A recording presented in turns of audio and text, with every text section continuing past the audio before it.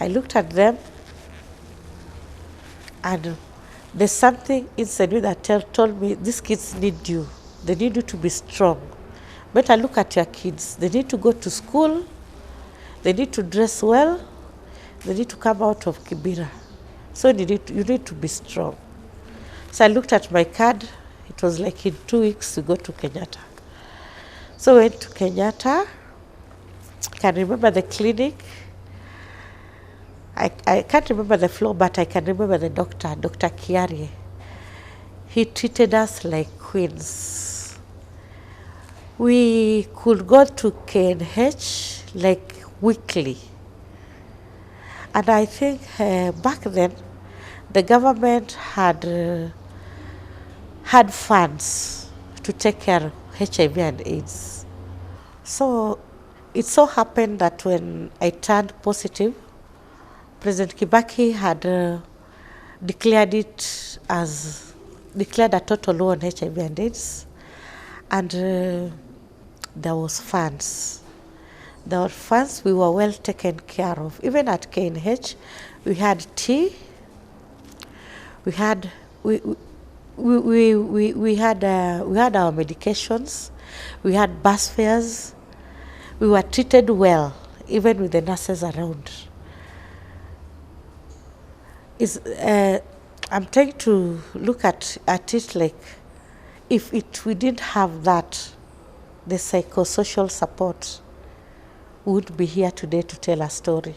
With the amount of stigma associated with HIV in the early 2000s, Benta narrates how she managed to conceive and raised her last 3 kids virus-free. When we were told to choose where we could have our babies, I chose Pumwani because my 3 babies are from Pumwani. So I was given medication in my bag when I was due. I was given mine was a tablet, and my baby's was a syrup. So I packed them in my bag, and we had calls from KNH just to see how we are doing. So I got admitted at Pumwani, and since they had instilled that confidence in us to face reality, it wasn't hard. It wasn't hard to even talk to doctors in Pumwani. So when I went, during admission, I told the doctor who was there that I've just tested positive and I have drugs with me. And I was surprised to see that even in Pumwani at that time, they were all surprised. I think they were all surprised, the nurses, even the doctors who was in charge. I remember she told me to keep the drugs with me to wait for the other doctor to come. So there was a lady who came, because I was admitted like today. I had my baby the next day. So when she came, she was the one who treated the case as normal.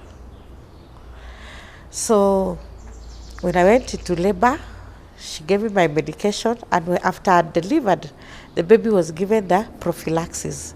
It's some nevarapine syrup.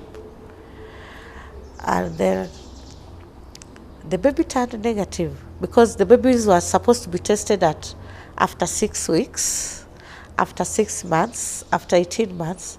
So she was negative from the word go. She was okay, and we had hope. And from that, the journey has been well, because we have that psychosocial support at KNH and even back in Kibera. We had small groups that could take care of our psychology. In 2007, before post-election violence, I had another baby in October. That was from a friend. I had another baby because when he died, I was only 29. I was still young. So I had another baby. So since I had known how to take care of myself, I was able to take care of him. So my baby now did breastfeed.